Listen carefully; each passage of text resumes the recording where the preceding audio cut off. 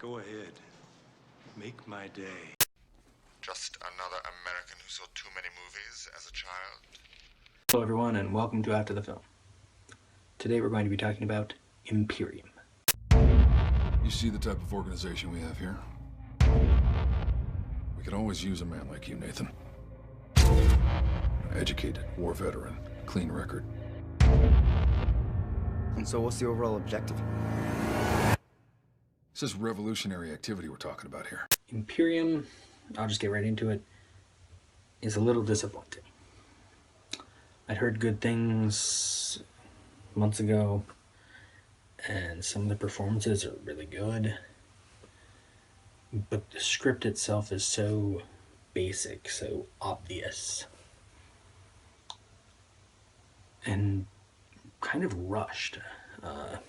We don't get the sense that this guy has been undercover for very long, and so it seems a little simple. Like, in a matter of a few days, he's managed to befriend the top, well, basically the top 4 guys, which I'll talk about in a moment, of this white supremacist movement in the area. It's around the DC area. I think there's implications here and there that it's been longer, but the movie does not demonstrate that very well. And that's a big flaw in what it is. Performances. Daniel Radcliffe as the lead, Nate.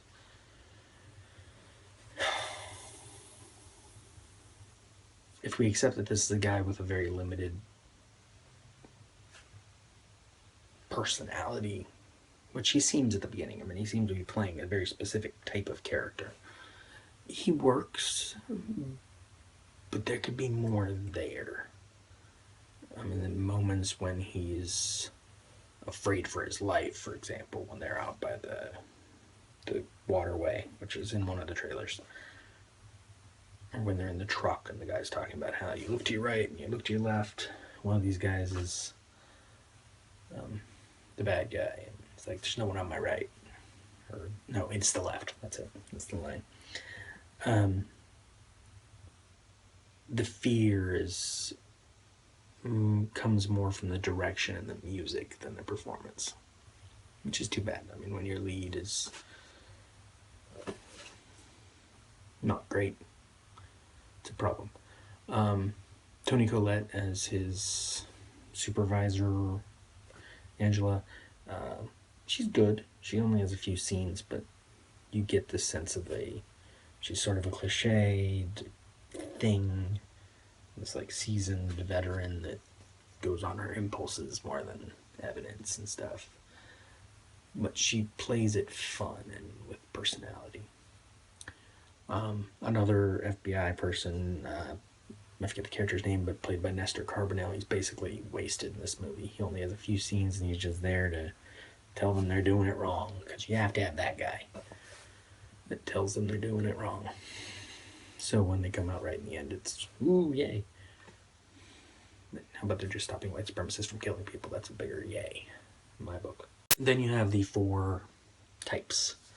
And they're basically, whether they were before, in this movie they become stereotypes, cliches. There's 4 different kinds of white supremacists. You have Pavel Saja, I think his name is, as like the one that is prone to violence, goes out in the streets. He's the skinhead, the normal one you see.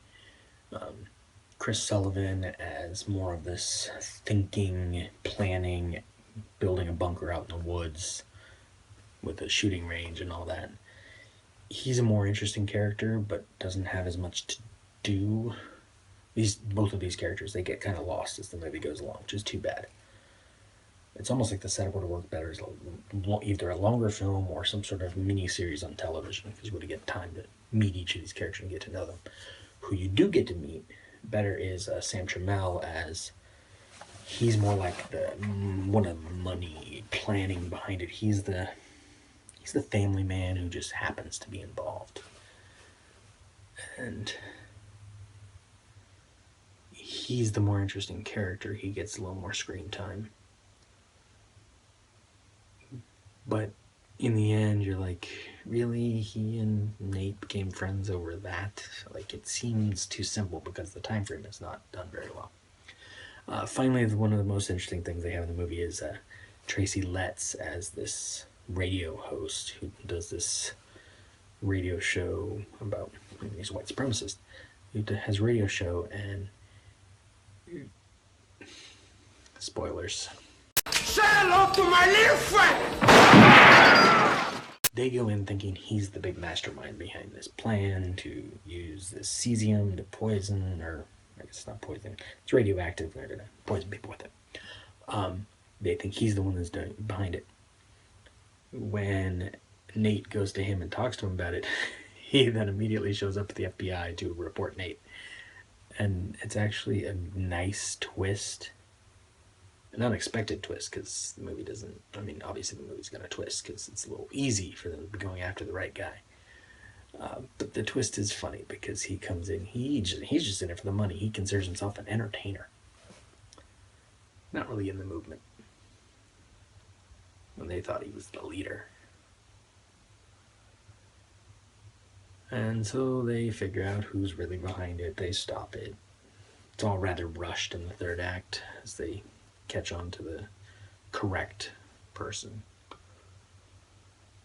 And then you get this sort of tacked on ending, this cute ending. This younger member of the movement, Johnny, who had been arrested earlier. Nate now has him doing like speeches at schools because he's turned around, he's realized the error of his ways, even though we never saw that happen.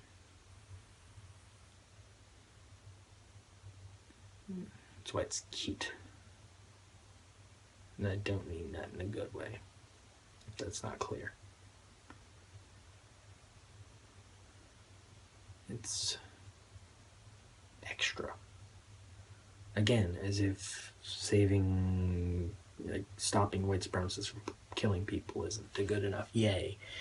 We need, hey, Nate and Angela were right, and the other guy was wrong.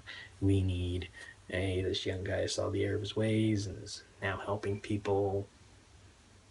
And he's giving a speech to a school class that looks mostly not white, because, hey, let's just throw that on there and make it even more of a thing.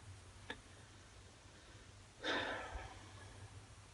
I'm not sure his speech would go over well with that class. He needs to be talking to white kids, if anything, but he needs to not be talking because the movie hasn't shown us that he changed. He just suddenly is. And the movie has a lot of that problem. Things happen suddenly. Things happen quickly. There is a good movie in here somewhere. But in the end, what's on screen is disappointing. Because it's not that good movie. Still, if you're interested, I'd say it's worth seeing. It's not on many screens yet, but it's worth seeing. And it's just a warning. Don't go on the message board on IMDb, because it's a bunch of people complaining that they're talking about white supremacists when they should be talking about Muslims, and it's missing the point. Missing the point of the movie, and missing the point of, hey, we can tell individual stories about whatever. But anyway, yeah, it's worth seeing. It's not great. It's far from great. But it's entertaining. And if you don't want to see it, see something else. There's always something good out there. See more movies. Let me ask you something, Nathan. What's your opinion on infiltration? Do you suspect someone? It's just, it's like they say at these rallies. You look to the left, look to the right. One of these people is a snitch.